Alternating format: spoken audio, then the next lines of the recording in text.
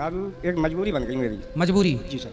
मतलब दारू कहती है कि मुझे पियो? नहीं, दारू नहीं, मुझे नींद नहीं आती है, नींद ही नहीं आती। अच्छा तो है, नींद नहीं आती तो राम राम जपो, भगवान का नाम जपो। सो के भी क्या करोगे? काम भी करता हूँ 12-14 कितनी दारू आज तक, कब से पी रहे हो दारू? मैं पी रहा हूँ 2004 से।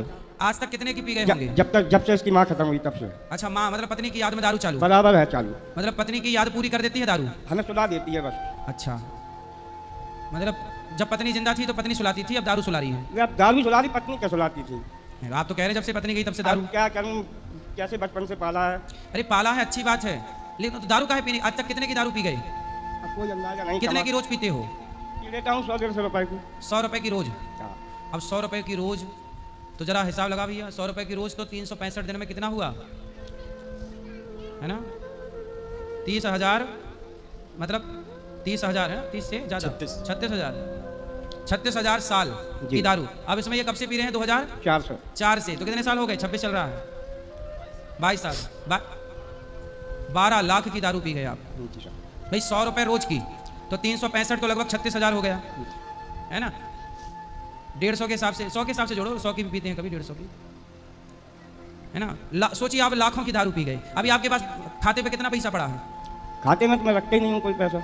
नहीं रखते ना? पूरा पी गए हैं पूरा। वो पैसा 100 रुपए रोज कह दी बचाते तो आज बेटी के विवाह में काम आता कि नहीं? बेटी के विवाह में 12 लाख रुपया, बेटी के 10 लाख रुपया। बेटी के विवाह का तो पैसा पूरा था, लेकिन बेटी के विवाह का पैसा बेटी के मामा वगैरह पूरा हजम कर गए। ये मजबूरी है।